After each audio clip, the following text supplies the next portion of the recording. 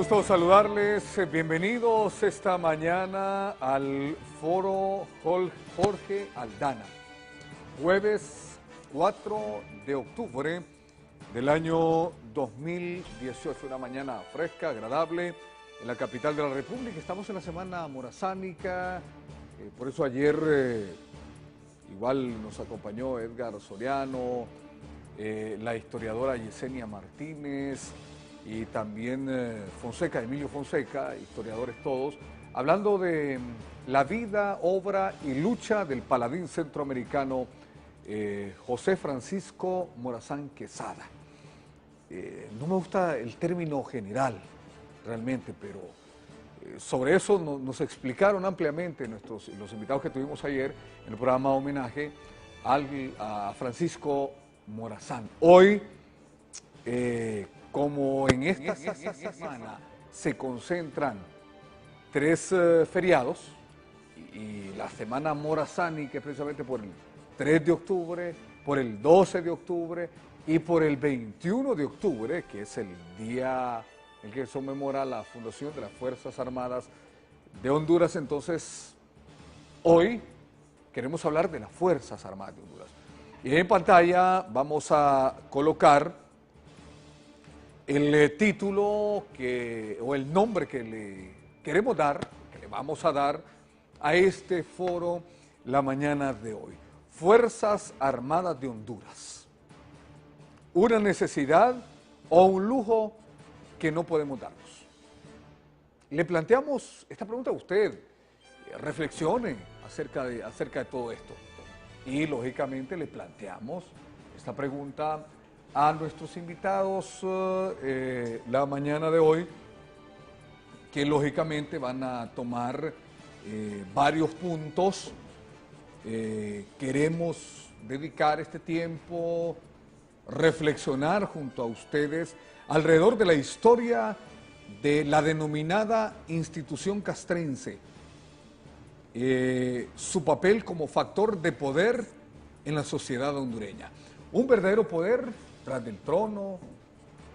Las Fuerzas Armadas sostienen a X o Y gobierno. Tiene que tener contento a los generales de las Fuerzas Armadas para poder gobernar. Hemos escuchado en las últimas 2 décadas, en las últimas 3 décadas de supuesta democracia o democracia entrecomillada, si está bien con las Fuerzas Armadas va a gobernar en paz. El verdadero poder en Honduras son las Fuerzas Armadas. Hemos escuchado todo eso. De ello queremos dialogar hoy sobre este tema que debería ser un tema de debate constante entre los hondureños, las Fuerzas Armadas de Honduras. Presupuestos exagerados, que no se equiparan, que no se comparan con el presupuesto para salud y educación. Vemos cómo en las condiciones en las que están los cuarteles, y vemos las condiciones en las que están los hospitales, vemos las condiciones en las que están las patrullas de la Policía Militar de Orden Público y las ambulancias que se necesitan para trasladar enfermos, las condiciones en las que se encuentran los campamentos militares y las condiciones deplorables en las que se encuentran las escuelas, los institutos, los colegios, o en general los centros educativos en el país. Es una realidad, y sobre esa realidad partimos para iniciar esta plática con nuestros invitados, a quienes saludamos la mañana de hoy. 2 personalidades, 2 experiencias, 2 perfiles, 2 épocas diferentes para hablar de un solo tema. Hoy, Fuerzas Armadas de Honduras, una necesidad o un lujo que realmente no nos podemos dar. ¿Usted qué opina también? Acompáñenos opinando a través de las redes sociales. El doctor Juan Almendares Bonilla, ex rector universitario, defensor de derechos humanos, defensor de la vida. Una persona con la que se puede hablar de muchos temas en Honduras. Bienvenido, doctor. Bienvenido. Gracias, Ronnie. Gracias, Una TV. Creo que usted toca un tema fundamental en el país y ojalá la próxima vez tengamos a las Fuerzas Armadas para hablar y debatir con ellos esta problemática? Se resisten a acompañar. Hemos hecho esfuerzos extraordinarios de Estado UNTV de querer traer incluso a ex jefes de la fuerza. Uno de las propuestas era hoy, Edgar y doctor, traer a un ex miembro de las Fuerzas Armadas que ahora son analistas políticos y todo eso, para que nos acompañen y poder tener digámoslo, la contraparte, ¿vale? De este tema, pero se rehuyen a este tipo de debates. Historiador Soriano, catedrático universitario, bienvenido. Gracias, Ronnie, y la verdad que es un gran gusto volver a compartir con el doctor Juan Almendares, al cual yo le tengo mucho aprecio y mucha admiración por su trabajo, ¿verdad?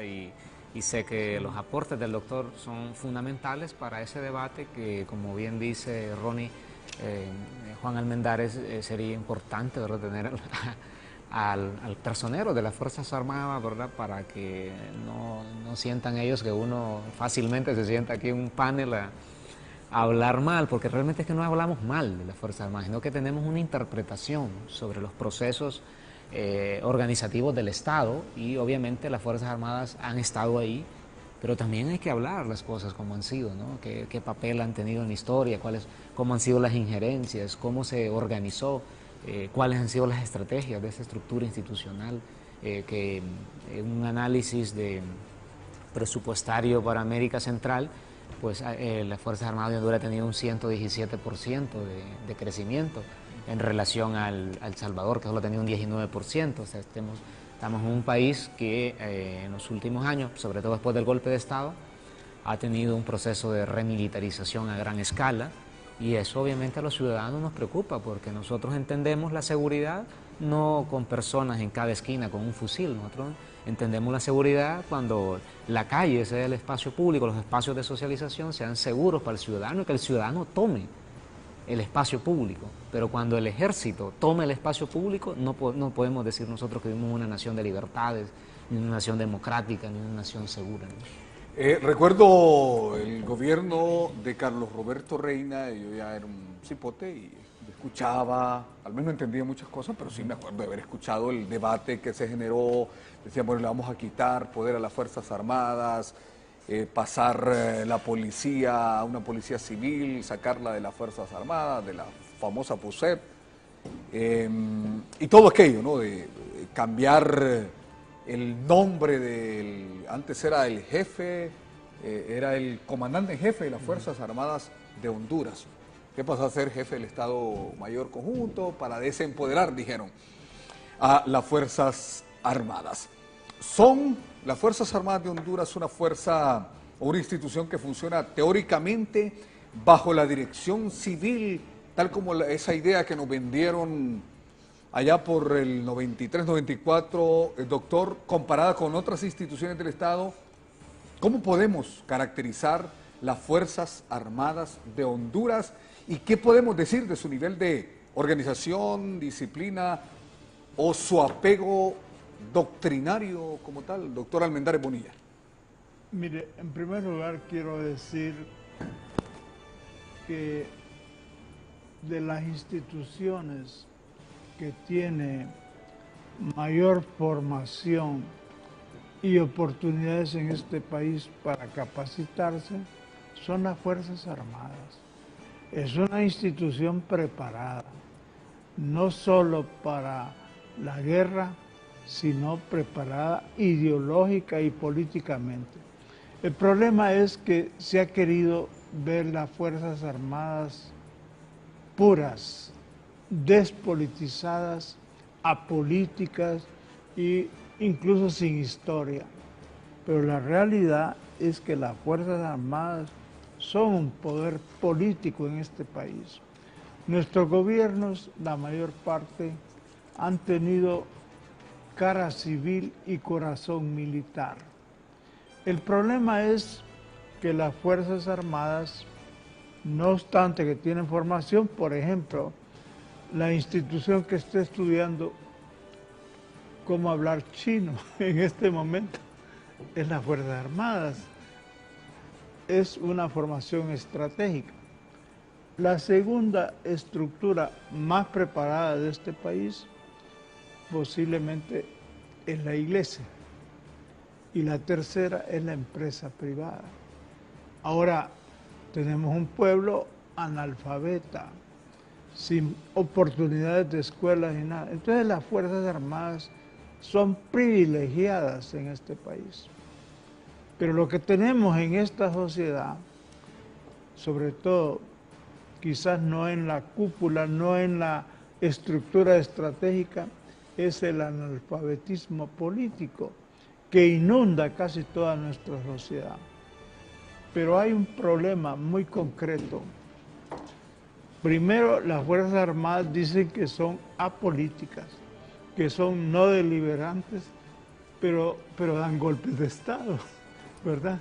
Y luego, que son independientes. No, las Fuerzas Armadas, diría yo, que les sirven a los intereses del Pentágono. Padecen de pentagonitis, es decir, están muy manejados por el Pentágono. Y ahora en Honduras por el Comando Sur. Entonces, cuando dicen que garantizan la paz, el respeto a la Constitución de la República, son las que son utilizadas por Estados Unidos para dar los golpes de Estado. Y la otra cosa muy importante es que las Fuerzas Armadas ahora, y eso hay que verlo en la actualidad, han desbordado todos los conocimientos. Son expertos en todo, porque la sociedad está militarizada. Las Fuerzas Armadas cuidan los bosques, o sea, son ecológicas, pero les ganó el gorgojo, ¿verdad? Porque el gorgojo pues destruyó los pinos y así se aprovechó no sé quién para vender madera, incluso en forma clandestina. Las Fuerzas Armadas están en la tasa de seguridad y la tasa de seguridad es de las ciencias ocultas. Nadie sabe para qué se usa. Por otro lado, las Fuerzas Armadas reciben una pequeña cantidad de la industria minera. O sea, las Fuerzas Armadas son utilizadas, yo hago una expresión tal vez un poco metafórica, son los guardaespaldas de las empresas transnacionales, ¿verdad? Yo me fijo que en las grandes industrias mineras de este país hay un batallón. Entonces están cuidando los intereses multinacionales. Ahora, que no son políticas y que no son ideológicas es otra gran mentira. La ideología, es decir, no solamente se trata de usar un arma, sino que hay que crear la ideología del enemigo. En los 80 inventaron el enemigo, el socialista, el comunista, el subversivo, el terrorista, y realmente reprimieron, tenemos los desaparecidos.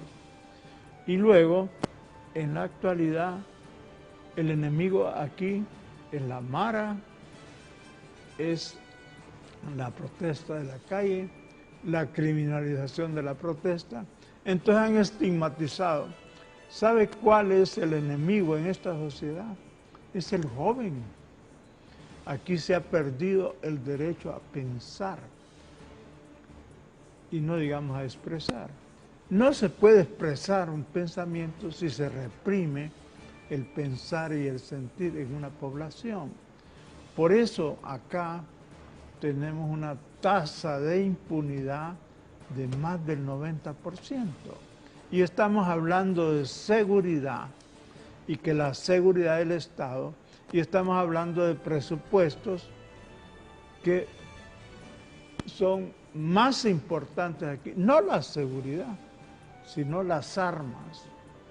El negocio de las armas es el más importante que la salud y la educación. Pero algo más importante también es que los que garantizan las elecciones son las Fuerzas Armadas y son las que dan el golpe. Entonces yo siempre digo, ¿para qué invertir en elecciones si van a haber golpes de Estado? Son millones los que se gastan. Y en este caso tenemos que entender que aún en las Fuerzas Armadas hay una estructura de clase. Ellos hablan de clase de oficiales, de soldados, de sargento, de cabo, de teniente, de subteniente, de capitán, de coronel y de general. ¿Cuánto gana un humilde soldado, el soldado de bajo rango? Entre 6.000 a 7.000 empiras. ¿Cuánto gana un general? Las diferencias son estratosféricas. Entonces hay una diferencia de clase en el sentido oficial de rango y en el sentido de la clase económica. Por eso yo no estoy en realidad contra los soldados o contra los militares. Lo que estoy es contra una ideología y una política militar que ocupa militarmente este país como ser las tropas norteamericanas. Yo digo que este país no va a salir mientras no tengamos la salida de la política militar de Estados Unidos. Y quiero concluir diciendo en este momento que la primera tarea, no vamos a salir de este país de los problemas mientras no saquemos las bases militares, mientras no saquemos las políticas colonialistas, como por ejemplo la cuestión del petróleo en la Mosquitia, que ahora se viene a hablar cuando eso está desde los 60.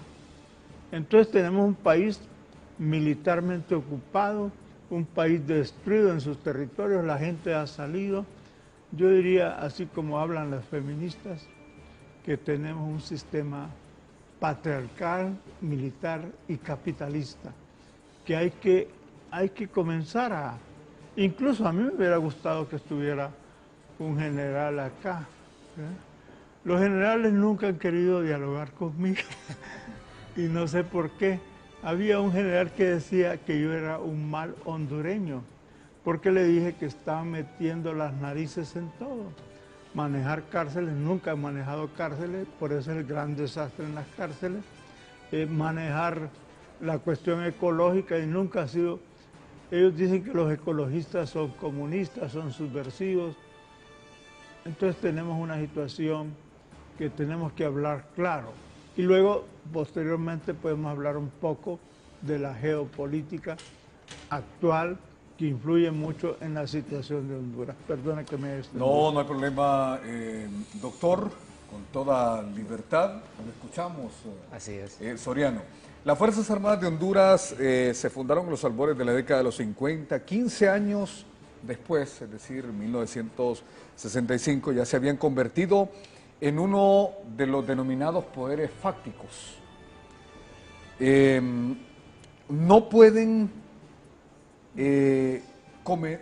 no sé si sería importante o es importante, sobre todo aprovechar, y nos lo decía antes del programa el doctor Almendares, aprovechar la participación del historiador Soriano para que nos hable precisamente un poco acerca de los orígenes de las Fuerzas Armadas como un ente orgánico consolidado. Sí. Bueno, si vamos a los orígenes, yo creo que vivimos en una sociedad donde no ha existido la igualdad, no ha existido la democracia. En términos de democracia liberal, me refiero a esta institucionalidad que por lo menos retóricamente existe, ¿no? Que existe una democracia en términos retóricos, ¿no? Basado pues en los principios emanados de la Revolución Francesa y todo aquel pensamiento europeo del siglo XVIII y el principio del siglo XIX, y ahí se construyeron los estados modernos. Lo que pasa es que en algunas partes del mundo el estado liberal que se promulgó en esa época sí logró tener, digamos, una consolidación, probablemente no la más óptima, pero sí llegó a un rango de consolidación que nosotros no tuvimos. Yo creo que estas son cosas que hay que reflexionarlas ahora. ¿Y por qué estoy planteando esto? Porque en realidad, aunque las Fuerzas Armadas como institución que nosotros conocemos se funda en la década del 50, a mediados del siglo pasado, sin embargo la lógica que usted bien explicó, doctor Almendares, de que es una estructura corporativa igual que la iglesia, ¿no? Y precisamente en una sociedad donde no se consolida una institucionalidad democrática, ¿no? bajo esta idea de la república moderna, con poderes separados de Estado, con el Parlamento como espacio fundamental, como eso no logró consolidarse, entonces las estructuras corporativas que unen sus raíces en el pasado, porque así como la iglesia viene en el pasado, el pensamiento ideológico y la idea de que la fuerza militar es la fundamental para consolidar una nación, aquí estuvo presente. O sea, antes de los años 50, por supuesto que tuvimos ejército. ¿Cómo gobernaba? ¿Cómo gobernó Marco Aurelio Soto? ¿Cómo gobernó el general Medina? Pues utilizando las comandancias de armas. O sea, en el siglo XIX, todavía hasta Carías, a este país solo se podía gobernar si se controlaba a través de comandantes de armas, ¿no? Entonces había, digamos, una especie de descentralización de poderes en todo el territorio, donde los comandantes de armas se volvían pequeños caciques en cada región y ahí no se movía nada si ese cacique, ese comandante de armas no daba el visto bueno, ¿no? Y luego se generó esta alianza con Carías, apoyada por el Departamento de Estado, porque hay que entender que el Departamento de Estado estaba detrás del ascenso de Carías, de las compañías bananeras que intentaban tener un régimen leal a sus intereses y que pusiera orden y que la inestabilidad que había existido antes de las guerras civiles desapareciera. Entonces vemos cómo las comandancias de armas, esta estructura militar, va a estar presente aún en la fundación de las mismas Fuerzas Armadas, donde Estados Unidos juega un papel fundamental en términos de entrenamiento, en términos de logística, en términos inclusive financieros hacia las Fuerzas Armadas y la creación de esta institución. Entonces, las Fuerzas Armadas va a ser el segundo paso de esa consolidación del presidencialismo de Tegucigalpa, de la capital. Entonces, ¿por qué? Porque Estados Unidos visualizaba, después de la guerra del 24, que necesitaba ponerle orden a las élites hondureñas, ¿no? Y necesitaba construir instituciones fuertes, ¿no? En este caso, las Fuerzas Armadas va a ser esa institución que Estados Unidos va a instalar en el espectro del poder político en Honduras. Como un vigilante por supuesto, tras del político con un arma montada. Por supuesto, eso hicieron básicamente. Y aquí lo que se demuestra claramente, volviendo a lo que yo planteé al inicio, es el tema de la desigualdad social, el tema de que después de la independencia de 1821, las situaciones se agravó más, o sea, se volvió peor en términos sociales. ¿Por qué? Porque hubo un despojo de las tierras indígenas, por ejemplo. Si en el periodo colonial los indígenas, que eran la mitad de la población, vivían en pueblos de indios y tenían sus propias parcelas comunales, aunque estaban cargados fiscalmente, o sea, les bajaban impuestos, tenían que pagar diezmo, tenían que tributar con trabajo. Sin embargo, esta gente o estas poblaciones tenían espacio territorial, algo que se les va a negar con la pequeña propiedad privada desde el siglo XIX para acá. ¿Por qué planteo esto? Porque la desigualdad creció, fue aumentando hasta llegar a los niveles que nosotros tenemos. Entonces, en esas condiciones, en ese mundo marginal, en ese mundo desmembrado, en ese mundo sometido a formas de violencia, en ese mundo de la sospecha, en ese mundo donde no se puede construir hermandad, han lanzado a las poblaciones a la marginación. Y cuando las poblaciones están en la marginación, pues son más volubles a ser manipuladas para que la élite, utilizando todas estas plataformas, pueda imponerse y pueda construir su legalidad y pueda inclusive buscar legitimidad, por lo menos en términos electorales, ¿no? Que eso es lo que han hecho a lo largo de la historia, por lo menos a través de las elecciones, que es el único momento donde la marginación es tomada en cuenta, pero es traída de forma manipulada, no es traída de forma consciente, generando debate, dándole la posibilidad de tener una participación política de toma de decisiones. No, solo es traída la marginación en momentos electorales, pero es traída, como les digo, de manera manipulada, utilizando todo el espectro mediático, utilizando recursos económicos, utilizando cualquier forma para atraer a esta gente. Entonces vemos una nación en esas condiciones, pues las estructuras corporativas, lo militar y lo religioso juegan un papel fundamental, y esos son dos elementos que tenemos que demuestra claramente lo que estoy diciendo yo, que en Honduras nunca se consolidó realmente un Estado nacional con instituciones fuertes, capaces de construir ciudadanía construir plataformas para el ciudadano. Eso aquí nunca ha existido. El espacio público, han habido ejercicios, han habido espacios como la universidad en cierto momento, han habido, digamos, intentos, pero que al final han sido aplastados por esta lógica corporativa, esta lógica, porque es ideológica, como dijo el doctor, ¿verdad? Ensancharon desde la década del 20, del 30, sobre todo con Tiburcio Carías Andino, ensancharon esa criminalización de la protesta, esos peyorativos que construyeron, ¿verdad? Que los comunistas comen niños, de que el comunista es algo malo y el socialista y ahora los jóvenes, ¿verdad? Que es peor ahora, porque ahora es la juventud en su totalidad que perdió cualquier posibilidad de participar en el espacio público. Tenemos alcaldes en Tegucigalpa, una capital, donde a los jóvenes se les dice a la 1 de la mañana, 2 de la mañana, ustedes no pueden no pueden estar en la calle, váyanse para su casa, ¿no? Hay toda una plataforma de represión contra el ciudadano, hemos perdido el espacio de socialización, nos han imposibilitado de que nosotros circulemos libremente por las calles y tomemos los espacios públicos y permitirle a la juventud divertirse, convivir sanamente. Todo eso se limitó porque se ha construido, como bien dijo el doctor Almendares, un enemigo público, y ese enemigo público es la juventud. En este país es prácticamente un crimen ser joven, ¿no? Por lo menos así lo ven. El trato que le da el Estado al joven, ¿no? El trato que reciben todas las estructuras institucionales, incluyendo el sistema educativo, que está cooptado por esta idea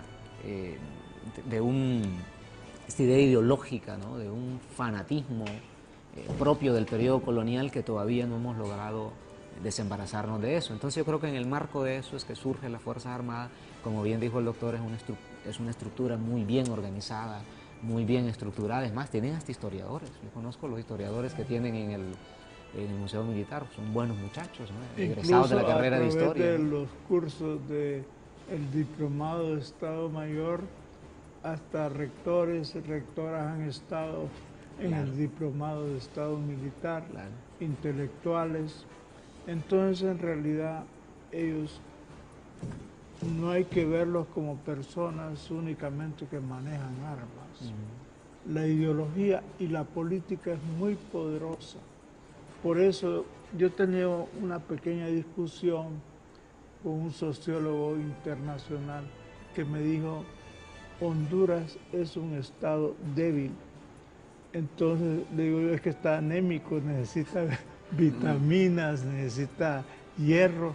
No, le digo, Honduras es un estado militarmente fuerte, represivo, una sociedad militarizada en todos sus aspectos, que abarcan todos los campos y que dominan en realidad la idea de institucionalidad.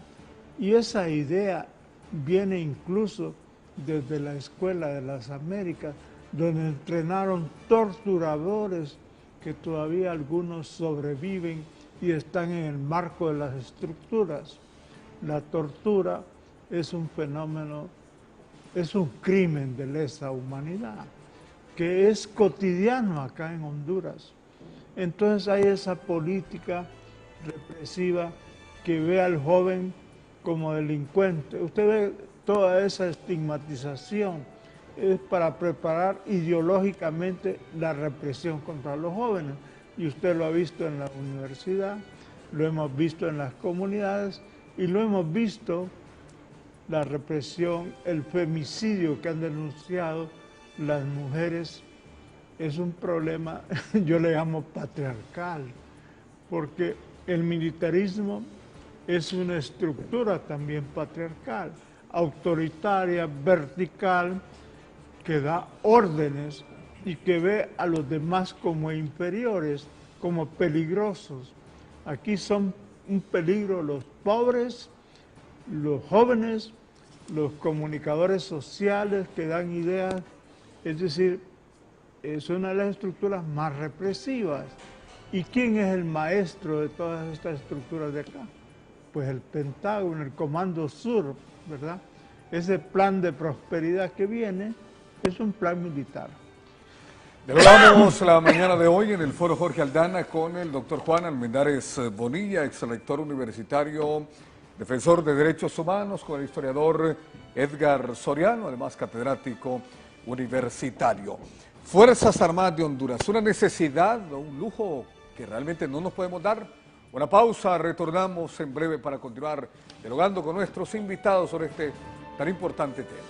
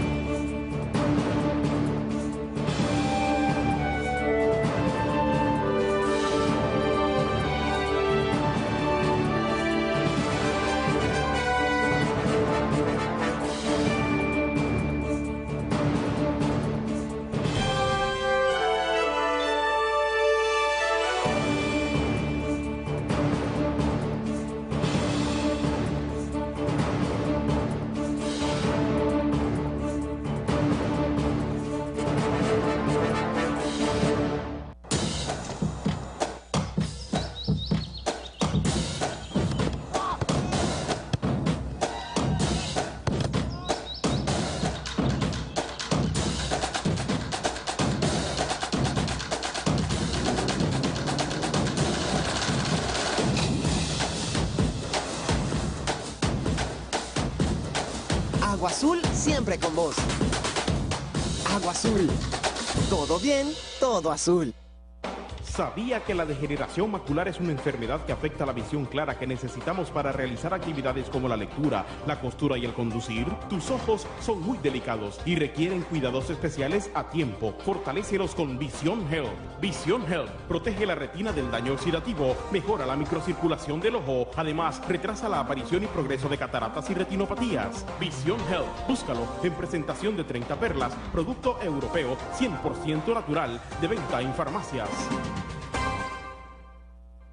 Todos los días, nuestro país continúa su camino al desarrollo, gracias al esfuerzo y la colaboración de gente de cada rincón de nuestra Honduras, que desde el campo, la ciudad o donde quiera que estén, se sienten orgullosos y alegres de compartir el sabor de ser hondureño. En Occidente, en el norte, en Oriente o en el sur, en cualquier lugar de Honduras, siempre hay cosas que nos recuerdan de dónde venimos y hacia dónde vamos. Hoy te invitamos a sonreír con todas tus fuerzas y saborear la alegría de ser hondureño. Café Oro, el café de Honduras. Hace 3 años empezamos juntos a forjar una historia de desarrollo, a soñar en grande, a creer que las ideas que surjan desde el interior son capaces de transformar al país, porque no vemos pequeñas empresas, vemos grandes emprendimientos que llenan de orgullo nuestras comunidades. Hoy, a través de nuestros más de 300 puntos de servicio a nivel nacional, queremos compartir contigo la satisfacción de ser el banco de mayor crecimiento en Honduras, aunque nuestro mayor éxito es que tú lo sigas logrando.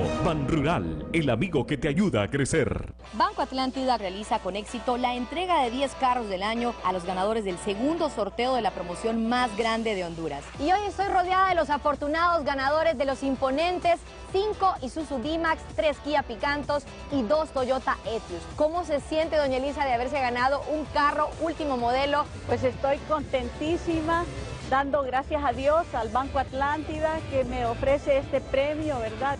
Yo le puedo decir al público en general que confíen en Banco Atlántida. Esto ha sido una realidad. El licenciado Carlos Girón, vicepresidente ejecutivo de Banco Atlántida. Nos sentimos muy complacidos de haber cambiado la vida de 10 familias hondureñas que han preferido nuestras tarjetas de crédito y débito Atlántida. Lo único que debes hacer es realizar todas tus compras con tus tarjetas de crédito o débito de Banco Atlántida. Si no tienes tu tarjeta, solicítala ya. Faltan 10 carros por entregar y uno puede ser tuyo. Banco Atlántida. Imagina, cree, triunfa.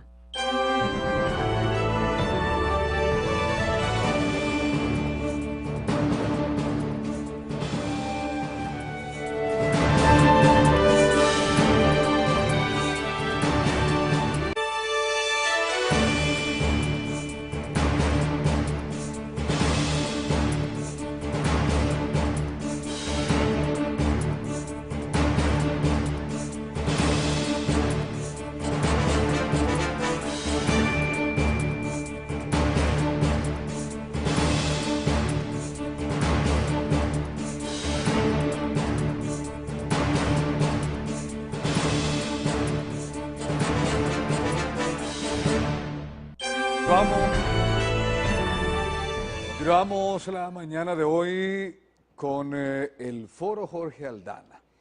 Jueves 4 de octubre del año 2018.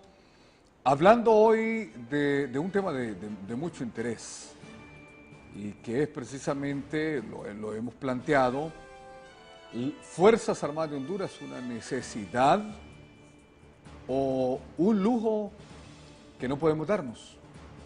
A manera de pregunta y lógicamente nos están respondiendo al respecto nuestros invitados. Doctor Almendares Bonilla, historiador soriano, ¿se podría decir que a nivel doctrinario las Fuerzas Armadas de Honduras tienen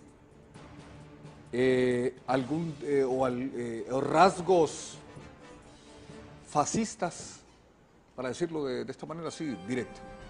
Mire, yo creo que hay que analizar históricamente la ideología de las Fuerzas Armadas. Por ejemplo, cuando se consolidan las Fuerzas Armadas históricamente, cuando comienzan a agarrar fuerza, con la huelga bananera de 1954. Se firman tratados militares con Estados Unidos. Fíjese bien que en 1954 se produce uno de los fenómenos sociales quizás el más relevante en la historia de Honduras, que es la huelga de los trabajadores. Ahí se unen los trabajadores, rompen algunos patrones, demandan derechos laborales, pero al mismo tiempo en ese año aparece el entrenamiento de Castillo Armas en Honduras para invadir Nicaragua. El primer gran éxito de la CIA. De Guatemala, perdón. Todo el subcontinente. Exacto. Y realmente para derrocar un gobierno. Entonces ahí comenzamos nosotros a ser mercenarios de los intereses norteamericanos, a prestar el territorio. Esa es una ideología de ser servidores al imperialismo norteamericano. Es una ideología. No estamos hablando ahí del nivel, pongámosle así, fascista. Porque a nosotros nos enseñaron históricamente que los marines eran los héroes. Yo solo me acuerdo de la época de Tarzán y la mona y siguen haciéndolo a través del cine, ¿no? Sí, y el Hollywood ha sido realmente... Rambo, creo también. El Rambo, todas figuras que son para crear la imagen Superman, la imagen del héroe, el soldado norteamericano. Entonces nuestros soldados no fueron creadores de su propia identidad.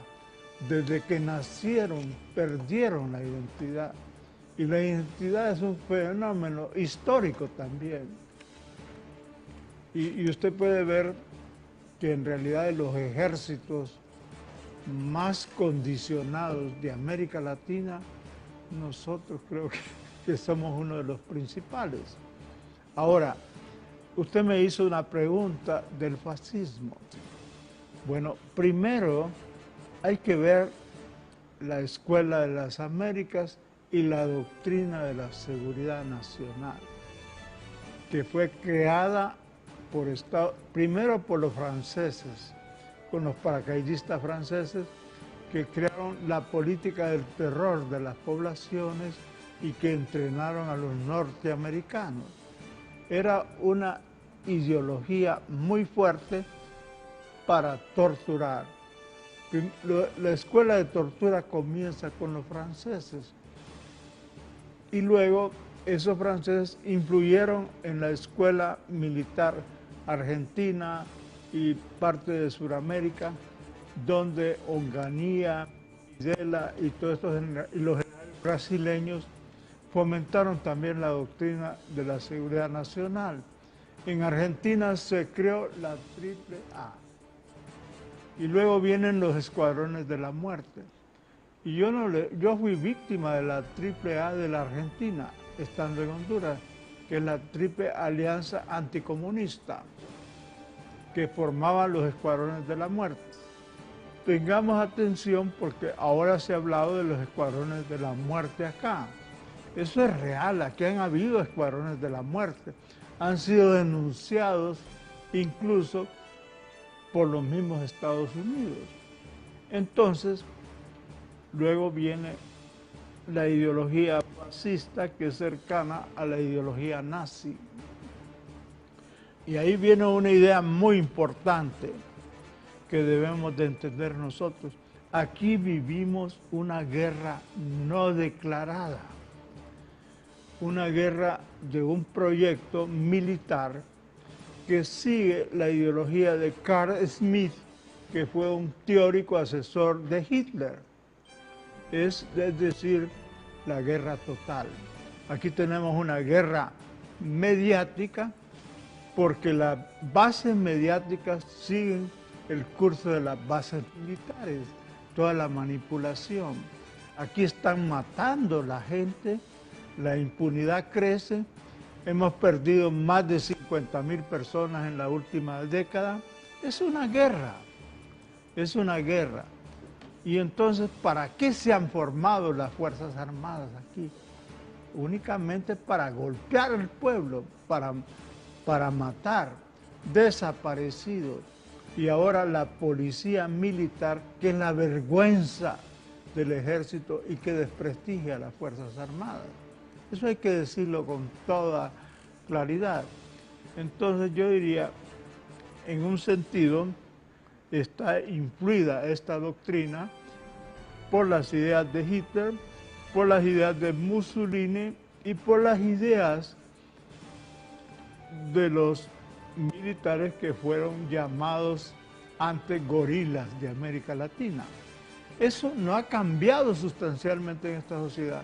Hemos retrocedido históricamente a partir del golpe 2009. Por eso a mí me extraña que algunos militares que dieron el golpe estén hablando de democracia, estén hablando contra las fuerzas de oposición para calificarlas en una forma denigrante. Lo que decía el compañero Soriano, esta es una guerra contra la juventud, contra los niños, contra las niñas, contra las mujeres. Si no, veamos el caso de Suad Bustillo Ham, descuartizada una niña de 13 años por haber dicho malas palabras, entre comillas, por la injusticia que existe en la educación. Y entonces, al no existir el derecho de los territorios, de los indígenas, de los campesinos, al existir hambre en este país, por eso digo yo, el diálogo, yo soy una persona de diálogo, pero no podemos tener diálogo con sangre y un Estado terrorista, represivo, persecutorio, que en donde aquí ahora no se sabe quién mata, porque en la década de los 80 sabíamos que eran los militares y la policía, pero ahora todo se ha ocultado, todo se deforma, todo se manipula y hay una confluencia de guerras. Por ejemplo, está también la guerra teológica, es decir, de una teología militarista. Pero también quiero señalar, es cierto lo que dijo el compañero, la mayor tendencia es a rezar después de matar, pero tenemos elementos valiosos de partidarios de una teología más humana, más democrática y una teología de liberación. Sacerdotes aquí han sido asesinados, monjas valientes, religiosos también. En El Salvador fueron asesinados los padres jesuitas. O sea, no estamos diciendo dogmáticamente que todas las religiones o el papel de la Iglesia ha sido negativo, pero hay que denunciar la teología militarista, fundamentalista, que no dice nada sobre la violación actual de los derechos humanos. Eso es terrible. Por eso creo que los planes siguen. Es una guerra contra el pueblo. Eso está vigente y ahora hay que verlo como un problema de sistema, un problema de una historia de dominación. Hay que verlo como un estado necropolítico donde la política es la muerte.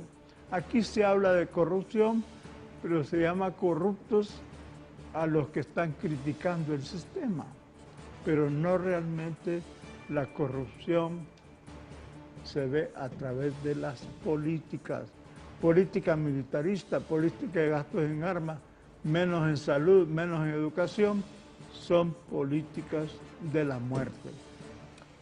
Bien, historiador Soriano, traigo a conocer algunos apuntes por acá, según documentos internacionales. En la década del 60, bajo la dirección del presidente Kennedy, en Estados Unidos se cambió el rumbo de las Fuerzas Armadas latinoamericanas. Su diseño pasó a estar dirigido a combatir el denominado enemigo interno. No sé si usted nos podría explicar las diferencias que pueden existir entre unas Fuerzas Armadas dirigidas a la defensa de la soberanía nacional y las Fuerzas Armadas dirigidas al combate del enemigo interno. Mira, después de la Segunda Guerra Mundial, digamos que la política de Washington hacia el subcontinente americano era básicamente cambiar los regímenes tropicales, ¿verdad?, las dictaduras tropicales de principios del siglo XX y instaurar gobiernos, digamos, con más libertades ciudadanas, con más libertad de expresión. Se permitió, por ejemplo, aquí mismo, a finales del régimen de Carías, pues hubo una presión de Estados Unidos después de la Segunda Guerra Mundial para permitirle a los opositores publicar boletines, difundir sus ideas, ¿verdad?, algo que el régimen de Carías lo evitó por mucho tiempo, el negarle la libertad de expresión a la ciudadanía. Entonces digamos que esa década de finales de los 40 y principios de los 50 todavía, como se había permitido esa válvula de participación a muchos sectores, en los años 60 viene el cambio, ¿no?, porque la revolución cubana, ¿verdad?, es un precedente peligroso para Washington, ¿verdad? Habían guerrillas como la de Bolivia y hubieron conatos en otras regiones del continente, pero el triunfo de la revolución cubana inmediatamente hace que Washington entienda que el camino para seguir controlando la región es iniciar un militarismo violento a gran escala que usted mencionaba, doctor. Yo quisiera, Ronnie, plantear, porque estamos hablando de soberanía, estamos hablando de un montón de conceptos que creo que es importante. El debate de ideas en esta coyuntura que estamos viendo, en esta profunda crisis social que nosotros estamos viviendo, esta crisis humanitaria que estamos viviendo, tenemos que debatir, tenemos que reflexionar, inclusive replantearnos los conceptos. Yo escucho a muchos políticos de oposición hablar, por ejemplo, le decía al doctor hace un momento, le comentaba de que yo miro políticos de oposición diciendo que el problema no es ideológico. Por supuesto que el problema es ideológico, es fundamental, usted lo acaba de explicar muy bien, doctor Almendares, de cómo se ha instalado en el imaginario de las élites, en las estructuras mentales de estas élites, se ha instalado la idea de que el fusil, que la represión es fundamental para mantener un Estado de Derecho, como le llaman ellos, ¿verdad? Entonces hay una ideología que ellos manejan instalada, y luego el tema del fundamentalismo religioso, que como usted decía, no es una afrenta contra la religión, sino contra los fundamentalismos. Ustedes tienen que aprender a identificar, ustedes pueden tener su creencia, tenemos que construir una sociedad de libertad, donde cada quien crea lo que es conveniente, pero cuando ustedes pueden identificar el fundamentalismo, cuando ustedes quieren imponerle a los demás, cuando ustedes quieren que lo que yo pienso tiene que ser igual, intacto, y entonces se violenta la libertad que tiene la otra persona. Entonces yo creo que el problema sí es ideológico y hay que debatirlo, entender qué es el Estado Nacional, si realmente el Estado Nacional se consolidó, porque hemos tenido una historiografía y la sociología que han querido plantear de que sí hay un Estado Nacional, ¿verdad?, y que ese Estado Nacional ha tenido sus procesos. Por supuesto que existe un Estado, usted lo acaba de mencionar, pero es un Estado militar, es un Estado violento, pero no tenemos construcción de ciudadanía, y que ese es otro elemento fundamental del Estado Nacional como se planteó desde el inicio. Entonces, no tenemos esos elementos, no podemos hablar de soberanía. Entonces tenemos un ejército que lo profesionalizaron, pero para obedecer directrices de una estratagema internacional liderada por Estados Unidos en el subcontinente para derrocar enemigos que han creado las mismas élites, ¿no? Porque las élites, en su mezquindad y en su confort, pues cualquier movimiento social que surge inmediatamente quieren irlo a aplastar porque ellos sienten que es un peligro. Yo por eso digo, el golpe de Estado del 2009 es un golpe a la ciudadanía, porque el ciudadano que estaba en la casa presidencial, cuando ve que toda la institucionalidad cae sobre él llama al soberano, pero las élites siempre han visto como de forma peligrosa el llamado al soberano. Y por eso el golpe de 1963 y el de 2009, yo siempre hago esas comparaciones, porque son golpes claramente dirigidos al soberano, que es la ciudadanía. Cuando la ciudadanía participa, usted bien dijo, doctor, que en el 54, yo siempre digo que esa década de 50 fue como el movimiento, la gran primavera del movimiento popular hondureño, y el golpe iba encaminado a desarticular la posibilidad que aquí se construyeran plataformas populares y sociales que pusieran en jaque aquella visión de acumulación de capital de las élites hondureñas, tanto las rurales como las mismas urbanas, coincidían en esa visión de imposibilitarle a la ciudadanía tener plataformas sólidas donde se podía entrar en una contradicción y enfrentar ese poder impositivo que han tenido las élites. Entonces el golpe 63 va encaminado por eso, y obviamente está la política regional de Estados Unidos que iba encaminada a fortalecer regímenes militares. Entonces tenemos estos elementos, Ronnie, que son fundamentales reflexionarlos, ¿no? Sí. ¿Qué papel juega una institución? Que toda institución tiene su retórica, tiene su discurso, tiene sus argumentos. El tema es que tenemos que cuestionar eso. El tema es que si queremos realmente decir que vivimos en una democracia, que estamos claros que no lo tenemos, es el debate de ideas. Pero no se puede amenazar a las personas cuando digan cuestiones o cuestionen, porque estamos en una sociedad donde impera el miedo, porque el temor es una herramienta fundamental del poder. El que la gente tenga miedo, le tenga miedo a los espacios públicos, que han hecho con la sociedad, una sociedad altamente segregada la que tenemos. Las paupérrimas y decadentes clases medias las han lanzado a encerrarse en los barrios seguros, ¿no? Y la clase marginal, que es la mayoritaria en este país, tiene un 70% de pobreza, 42% de indigencia, de pobreza extrema. Entonces, ¿qué tenemos en esta situación? Que en los márgenes, pues ahí, que se violenten entre ellos, que se aniquilen entre ellos. Es una guerra no declarada, ¿verdad? En el margen hay una violencia manipulada, conducida. ¿Ah? Entonces tenemos esa situación, pero ¿por qué no quieren que hablemos estas cosas? ¿Por qué nos limitan las posibilidades de reflexionar, de contradecirnos, de debatir esa situación? ¿Por qué no quieren que existan esos espacios? ¿Por qué el temor sigue imperando? O sea, no son muchos los que se atreven a venir ante una cámara y decir cosas de manera estructural en una sociedad donde impera la pistola, ¿no? Yo siempre digo, este país se gobierna con una pistola en esta mano y con un saco de pisto en la otra mano. Así se gobierna este país. Entonces, así lo está gobernando el señor que está en la casa presidencial. ¿O recibís pisto o aceptás? Sí, porque el soborno es un elemento que ha estado presente, ¿verdad? Por eso hay un dicho de la Revolución Mexicana que dice: no hay mejor cañonazo que uno de 50,000 pesos, ¿no? Entonces, en realidad, son todas las estrategias que han utilizado, porque a la vez violentan con la pistola, pero a la vez también sobornan, utilizan distintas maneras. Yo creo que así no podemos construirle a las futuras generaciones una sociedad digna. Yo creo que la dignidad no la conoce el pueblo hondureño. El pueblo hondureño, por eso, es elemento fundamental lo que acaba de decir el doctor, porque después de 1963, y antes inclusive de 1963, ya existía una militarización de las estructuras mentales, de los imaginarios colectivos, que esa es la más peligrosa. A mí no me preocupa que el ejército tenga 30,000 hombres con fusil.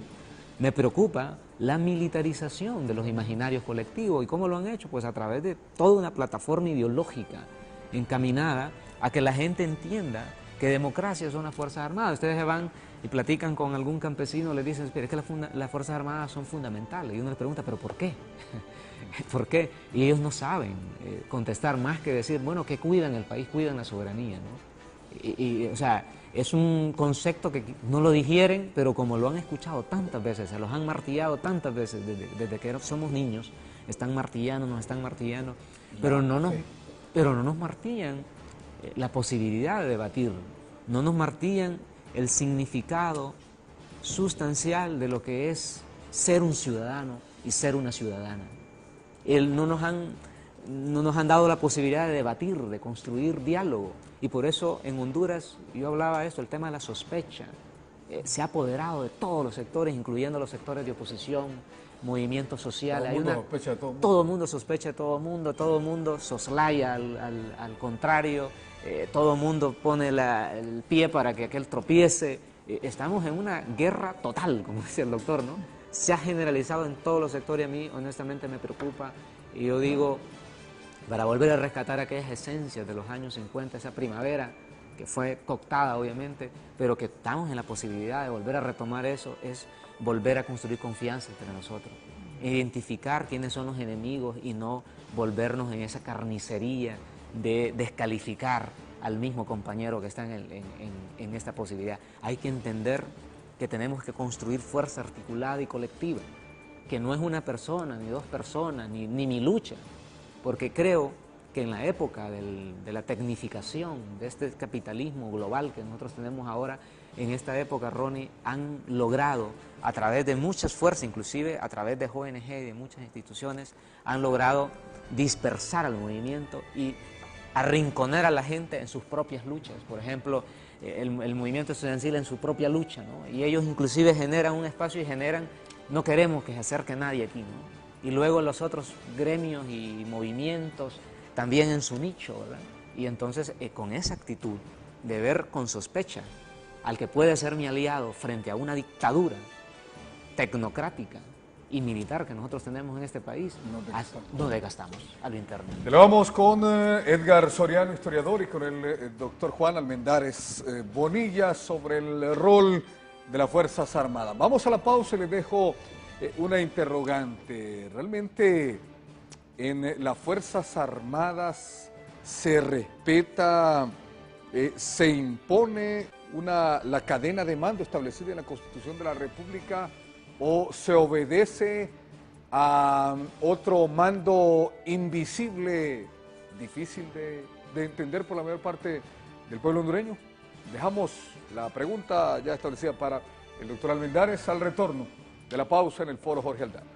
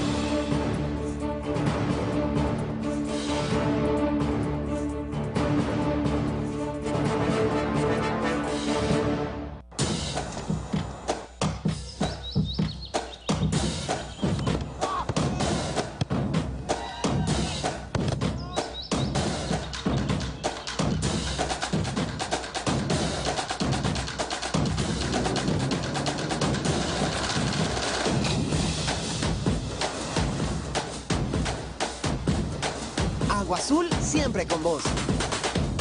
Agua Azul. Todo bien, todo azul. ¿Sabía que la degeneración macular es una enfermedad que afecta la visión clara que necesitamos para realizar actividades como la lectura, la costura y el conducir? Tus ojos son muy delicados y requieren cuidados especiales a tiempo. Fortalécelos con Vision Health. Vision Health protege la retina del daño oxidativo, mejora la microcirculación del ojo, además retrasa la aparición y progreso de cataratas y retinopatías. Vision Health, búscalo en presentación de 30 perlas, producto europeo 100% natural, de venta en farmacias. Todos los días, nuestro país continúa su camino al desarrollo, gracias al esfuerzo y la colaboración de gente de cada rincón de nuestra Honduras, que desde el campo, la ciudad o donde quiera que estén, se sienten orgullosos y alegres de compartir el sabor de ser hondureño. En Occidente, en el norte, en Oriente o en el sur, en cualquier lugar de Honduras, siempre hay cosas que nos recuerdan de dónde venimos y hacia dónde vamos. Hoy te invitamos a sonreír con todas tus fuerzas y saborear la alegría alegría de ser hondureño. Café Oro, el café de Honduras. Hace 3 años empezamos juntos a forjar una historia de desarrollo, a soñar en grande, a creer que las ideas que surjan desde el interior son capaces de transformar al país, porque no vemos pequeñas empresas, vemos grandes emprendimientos que llenan de orgullo nuestras comunidades. Hoy, a través de nuestros más de 300 puntos de servicio a nivel nacional, queremos compartir contigo la satisfacción de ser el banco de mayor crecimiento en Honduras, aunque nuestro mayor éxito es que tú lo sigas logrando. Ban Rural, el amigo que te ayuda a crecer. Banco Atlántida realiza con éxito la entrega de 10 carros del año a los ganadores del segundo sorteo de la promoción más grande de Honduras. Y hoy estoy rodeada de los afortunados ganadores de los imponentes 5 Isuzu D-Max, 3 Kia Picantos y 2 Toyota Etios. ¿Cómo se siente, doña Elisa, de haberse ganado un carro último modelo? Pues estoy contentísima, dando gracias a Dios, al Banco Atlántida, que me ofrece este premio, ¿verdad? Yo le puedo decir al público en general que confíen en Banco Atlántida. Esto ha sido una realidad. El licenciado Carlos Girón, vicepresidente ejecutivo de Banco Atlántida. Nos sentimos muy complacidos de haber cambiado la vida de 10 familias hondureñas que han preferido nuestras tarjetas de crédito y débito Atlántida. Lo único que debes hacer es realizar todas tus compras con tus tarjetas de crédito o débito de Banco Atlántida. Si no tienes tu tarjeta, solicítala ya. Faltan 10 carros por entregar y uno puede ser tuyo. Banco Atlántida. Imagina, cree, triunfa.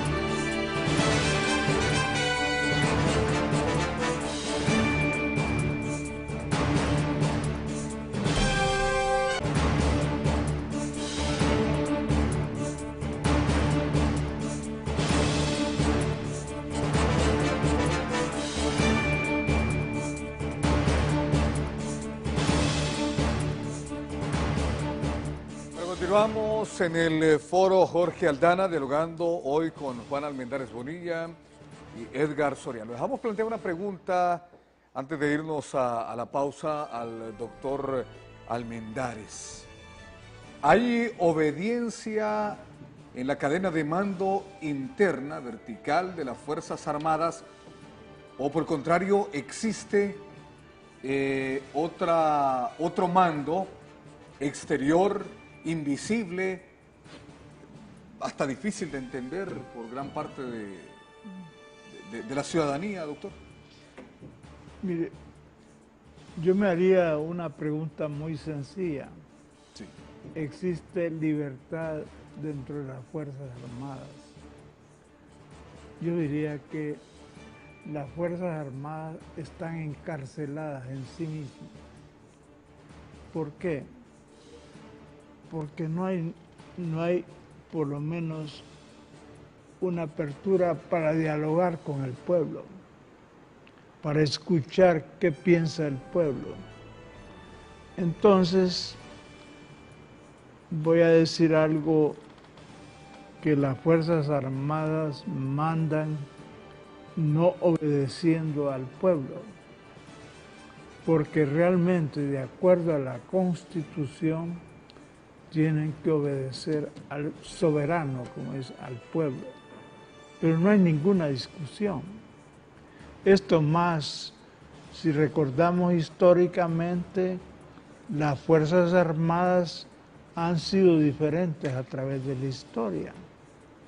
Por ejemplo, cuando se dieron los movimientos latinoamericanos de las Fuerzas Armadas en el Perú, por ejemplo, donde había una posición de acercarse al pueblo y hacer transformaciones sociales, yo recuerdo que algunos militares hondureños fueron influidos por esa posición e introdujeron algunas innovaciones en las políticas de reforma agraria, en la discusión campesina.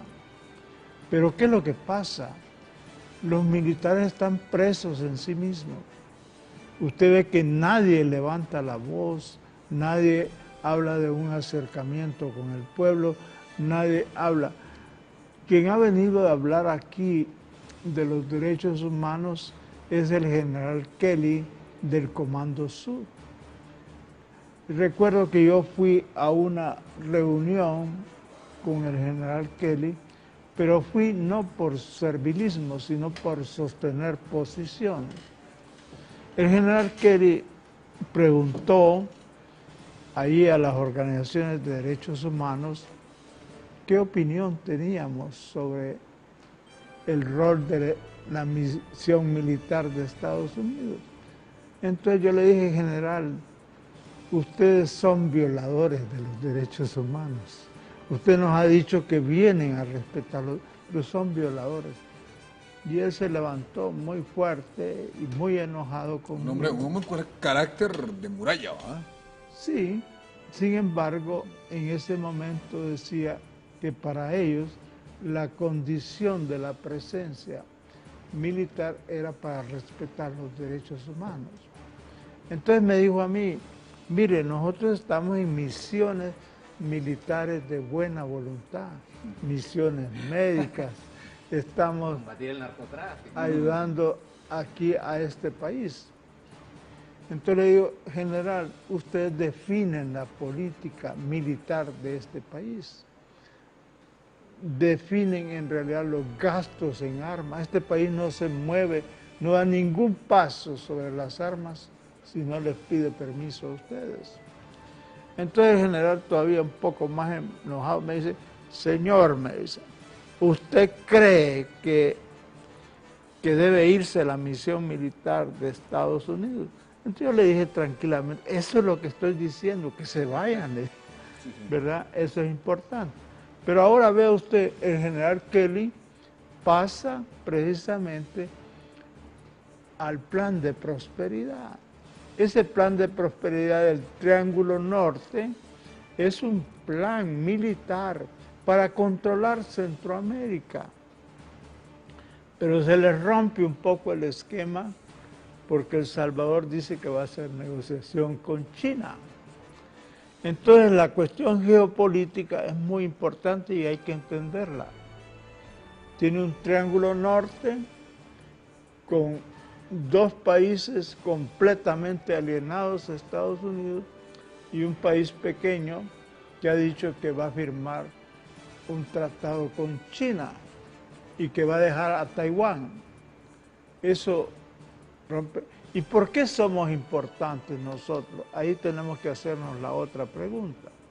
Somos importantes desde el punto de vista geopolítico, porque aquí puede pasar el canal seco, y por el canal seco interoceánico entre el Atlántico y el Pacífico, no solamente pasa droga, pueden pasar armas nucleares. Y cuando se produjo el golpe de Estado, a los pocos meses, el presidente de facto, creo que el señor Micheletti, aprobó una ley para instalación de bombas nucleares, o el paso de armas nucleares por este país. Y el otro aspecto importante es que también por ahí, por ese canal interoceánico, pasan otras mercancías, pero una que puede pasar es el entrenamiento de tropas mercenarias para agredir Cuba, para Venezuela, para Colombia, para Nicaragua. Mire, yo escuchaba, curiosamente, BOA, no es la BOA, no es BOA Constrictor, sino la Voz de las Américas, que estaban analizando la corrupción en Centroamérica y hablaron mucho contra Nicaragua, hablaron mucho contra Venezuela, hablaron contra Cuba, pero no mencionaron Honduras. Me llamó la atención. Entonces hay un cinismo en la información, hay una gran manipulación. Entonces la cadena de mando acá no es del comandante superior, comandante jefe, que es el presidente. La cadena de mando es del Comando Sur. Y hay algo muy importante que nosotros olvidamos cuando analizamos el ejército, es la inteligencia militar. En este país está altamente desarrollada. En este momento nos están viendo, están archivando. No, todo lo que... Es decir, es una inteligencia. Toda la reforma administrativa de este país está basada en la inteligencia. Tenemos la CIA, tenemos la DEA, tenemos el FBI, tenemos la policía mexicana, tenemos la israelí, tenemos una cantidad de policías internacionales. Entonces uno se pregunta, ¿por qué hay impunidad? Porque hay impunidad. Hay impunidad porque en realidad hay una política de agresión, hay un estado necropolítico, es decir, donde la política es la muerte. Mire, la política minera es una política de muerte. Por lo tanto, la corrupción es la política, la creación de una política. El fenómeno de corrupción es post-mortem, post-factum, pero lo que define es la política. Y eso le decía yo a un teórico de la corrupción en el Comando Sur. La corrupción también es de ustedes. Ustedes imponen políticas que son corruptas. Por ejemplo, es corrupción que un Estado gaste más en armas que en educación y salud. Eso es corrupto.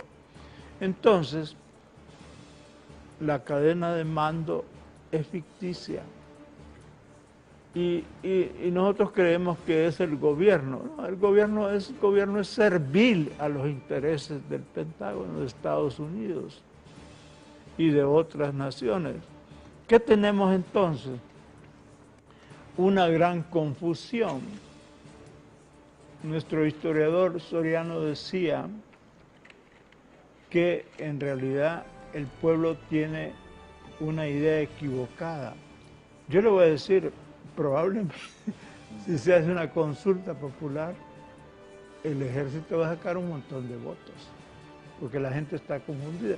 Imagínense, por ejemplo, ahorita, entrenando, un plan para entrenar 75.000, 100.000 niños. ¿Y quiénes los van a entrenar? Los militares. Y tenemos profesores desocupados, maestros, con mucha buena capacidad, y ellos están entrenando. Y con la venia de algunas autoridades eclesiásticas y con la venia de, bueno, de iglesias, de la empresa privada, de varios sectores. Bueno, yo no estoy diciendo que los militares no tengan capacidad para educar, pero ellos están educados para la guerra, para matar. Eso es una de las formas de la pedagogía, la crueldad, manipular la mente de niños y niñas. Pero hay otro problema muy importante, es el desempleo. La oportunidad de un joven aquí es ser policía o ser miembro del ejército, ¿verdad? Pero para la escala básica. Para la escala básica, sí. Para un salario que no llega ni para cubrir la canasta básica. Y yo quiero decir algo, yo no estoy contra los militares, pero sí estoy en contra de un militarismo servil a los intereses de este país. A mí me gustaría marchar junto a los militares, pero no junto a ellos, sino junto al pueblo, que ellos marchen con el pueblo para salvar la dignidad de este país, para idealmente expulsar las tropas norteamericanas. La ocupación militar de este país es una condición sine qua non que está contribuyendo al femicidio, a la muerte de los jóvenes. Por eso los jóvenes son en realidad vistos como enemigos del ejército, porque son rebeldes. Pero yo estoy con los jóvenes, estoy con la rebeldía de los jóvenes, de los estudiantes de secundaria, de los estudiantes universitarios. Y no me da pena decirlo. Hay que tener espíritu de juventud. Yo me considero joven de ideas y además tenemos que luchar por esas ideas para transformar este país. Historiador Soriano, ¿cómo podemos describir la evolución de las Fuerzas Armadas de acuerdo, se han ido profundizando la transnacionalización de la economía y las políticas neoliberales en el país? ¿Cómo explicar, cómo escribir? Bueno, el doctor dijo una frase muy interesante, ¿no? Que el ejército hondureño, las Fuerzas Armadas, están prisioneras en sí mismos, ¿no? Parece qué mejor descripción que esa, ¿no? ¿Y por qué? Porque ahora estamos viviendo, Ronnie, una época de esto de las hiperconexiones que dicen, de este capitalismo global, corporativo, y al final, como decía István Mesaros, este teórico húngaro, el capital ya no tiene fronteras, ¿no? En su libro Más allá del capital. El capital ya no tiene fronteras, son estructuras corporativas de capital que han acumulado, que controlan las grandes industrias, que controlan los grandes negocios, que imponen, que provocan guerras civiles, que dan golpes de Estado a nivel global, ¿no? Son esas grandes corporaciones al final las que dominan el mundo. Entonces las estructuras militares han quedado como entes policíacos para garantizar que esos intereses globales de las grandes corporaciones sigan su curso de saqueo de recursos, de control de mercados, del manejo de una mano de obra casi esclava, como han conllevado el valor trabajo del ser humano a una posición indigna, como lo ha construido este modelo económico o esta etapa que ha llegado el sistema capitalista. Entonces, el ejército le toca asumir un trabajo difícil al final, porque hacen el trabajo sucio, es reprimir, es sostener un régimen político, ¿no? Es limitar la posibilidad de que el soberano asuma el espacio público, se tome el espacio público. Entonces ellos, toda esa inteligencia que usted mencionaba, trabaja contundentemente para evitar esa posibilidad. Y es ahí donde le hacen un daño enorme, y se hacen un daño enorme a sí mismos, porque hay que entender que las Fuerzas Armadas son seres humanos, son hondureños, son nuestros paisanos. Creo que todos tenemos, de alguna otra manera, inclusive a veces hasta familiares, aunque sean retirados, muchos tienen familiares que son parte de las estructuras armadas del Estado. Entonces, el trabajo sucio le toca a esta Fuerza Armada, y las élites económicas locales están en un confort. Están haciendo negocio, utilizan el Estado como botín, hacen alianzas empresariales con inversionistas extranjeros para tener concesiones. Estamos hablando de miles de concesiones que hay en todo el territorio.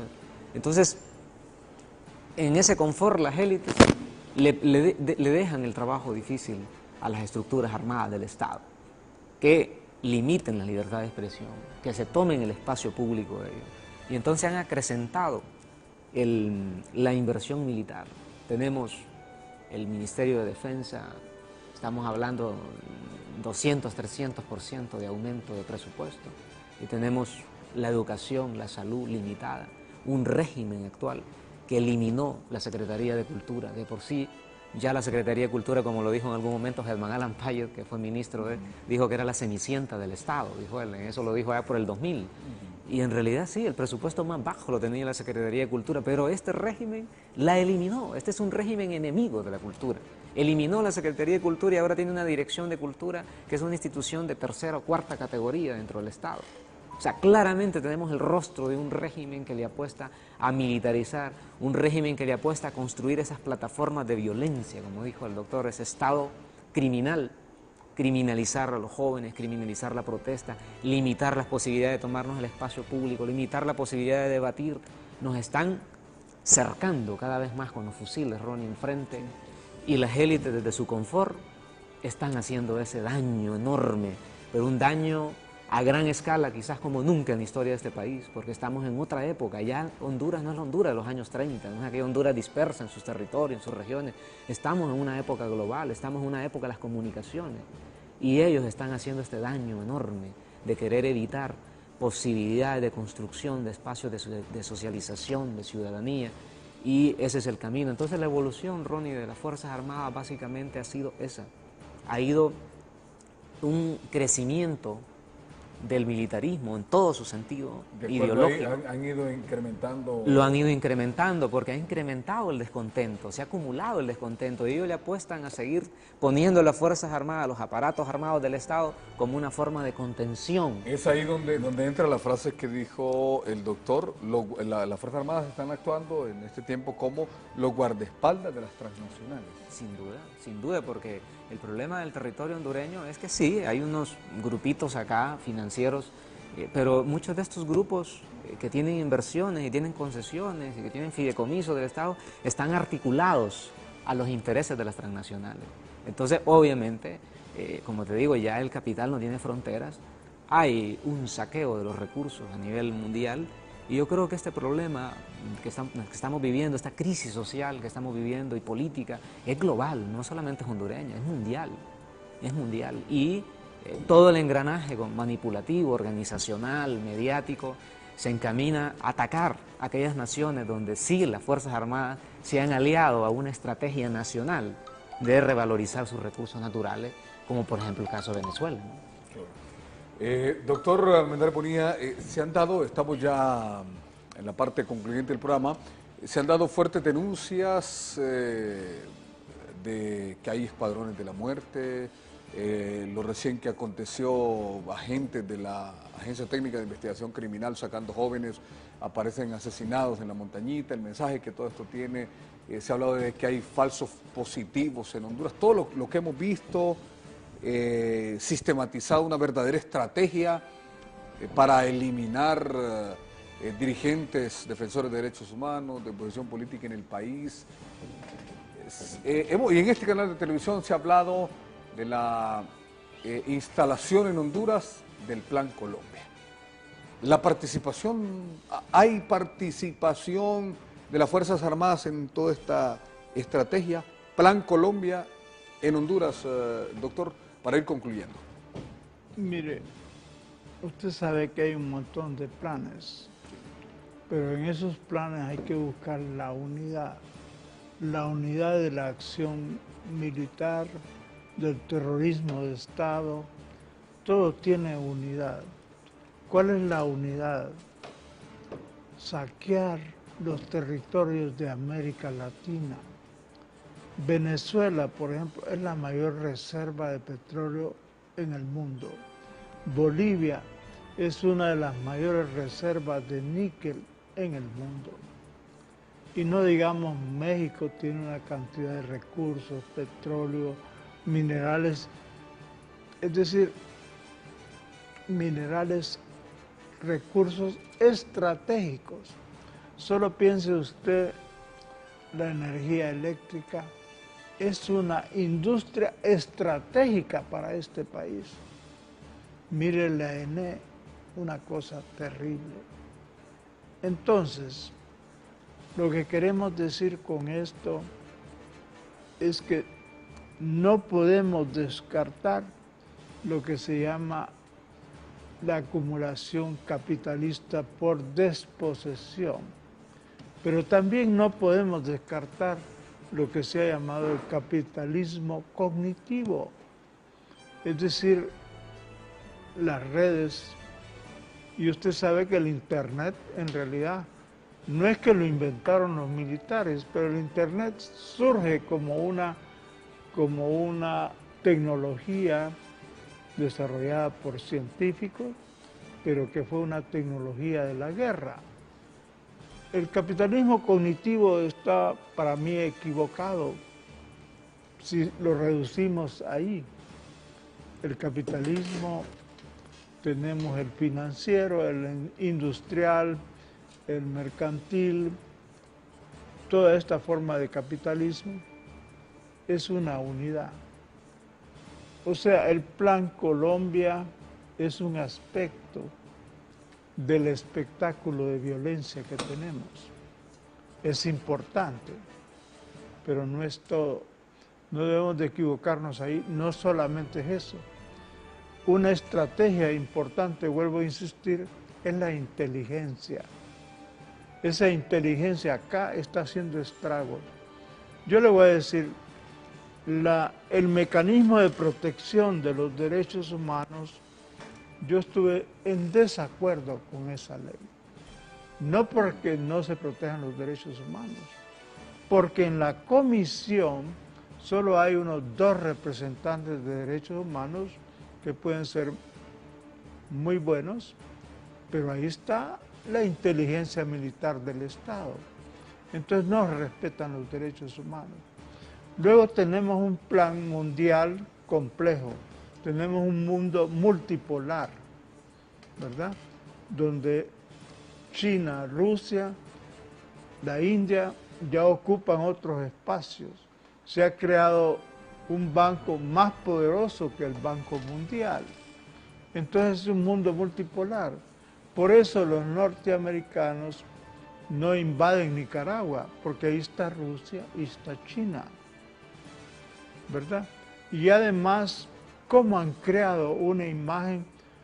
Fíjense, acá en Honduras no pasa nada. Esa es una cuestión inmediata. Están matando periodistas, están asesinando gente, jóvenes y todo, pero Honduras no aparece en el escenario. ¿Por qué? Porque es también una guerra mediática, es una guerra psicológica y hay otras estrategias. Así que vamos cerrando, y para concluir el foro Jorge Aldana, ¿qué podríamos decir entonces a la pregunta que hemos planteado? ¿Son necesarias realmente las Fuerzas Armadas? En pocas palabras, breve para concluir, Soriano. Mira, todo Estado necesita tener una estructura para garantizarle al ciudadano de alguna otra manera el respeto, ¿verdad? Porque, digamos, hay países como Costa Rica no tiene un ejército, pero sí tiene una guardia nacional, o sea que es prácticamente un ejército, pues. Entonces todo Estado necesita, digamos, tener de alguna otra manera esas estructuras para garantizarle la sana convivencia a la población. El problema es que esto está degradado aquí. Más bien son el problema. Entonces digamos que las Fuerzas Armadas tal como están no son necesarias. Se avanzó en... No son necesarias. Cuando el doctor Carlos Roberto Reina y toda la reforma que se hizo, se avanzó. Claro, mira, eso, pero hemos retrocedido. Pero eso también venía también del Departamento de Estado, que querían limitarles un poco ese poder absoluto que venían arrastrando desde los años 60. ¿Se retrocedió después del golpe? Se retrocedió, ¿no? Por supuesto, hay un retroceso brutal, digamos, en cuanto a los derechos ciudadanos. Entonces yo creo que las Fuerzas Armadas, tal como están en este momento, no son necesarias porque están violentando los derechos de la ciudadanía. Si fuera un aparato, como decía el doctor, que obedezcan al soberano, porque el soberano no son el grupito de élite de este país, a los que ellos han obedecido, o a ese mando que viene del Comando Sur, ¿no? Si fuera al ciudadano, entonces yo diría sí, son necesarios porque están garantizándole la convivencia a la ciudadanía y están respetando los derechos de la ciudadanía, donde el ciudadano, la voz del ciudadano sea lo principal en el espacio público y no el fusil del militar, como sucede ahora, sea lo importante en el espacio público. Gracias, Edgar Soriano, por acompañarnos. Un gusto, Ronnie. Te has echado toda la semana. Sí, hemos estado aquí a puro UNETV. Gracias, Edgar Soriano, bueno, el doctor Almendares. Gracias, fue un honor estar con usted y en este programa de don Jorge Aldana. Saludos a Sandra. Bueno, muy bien. Así que esté mejor, que mejore cada día, doctor. Muy bien. Se Gracias. le necesita. Bueno, gracias. El doctor Juan Almendares Bonilla, ex rector universitario, defensor de derechos humanos, compartiendo con nosotros. Tomé nota de algunas de las frases de mis invitados la mañana de hoy. Estamos en una sociedad militarizada, hemos perdido el derecho de pensar en Honduras. La tortura en Honduras es un crimen de lesa humanidad y que aquí en el país lamentablemente se está dando de una manera cotidiana. En Honduras, ser joven es un crimen. Los jóvenes son un peligro, así como los pobres y los comunicadores sociales que están a favor del pueblo hondureño. Las Fuerzas Armadas sí son un poder político en Honduras. Las Fuerzas Armadas son un ente, además, privilegiado que le sirven al Pentágono y al Comando Sur. Dijo el doctor Juan Almendares Bonilla, las Fuerzas Armadas padecen de pentagonitis. Son además los guardaespaldas de las transnacionales. Nos despedimos, gracias por su atención al Foro Jorge Aldana. Nos encontramos en otros programas, siempre de UNETV. Somos un espacio abierto. Que estén bien. Buen día.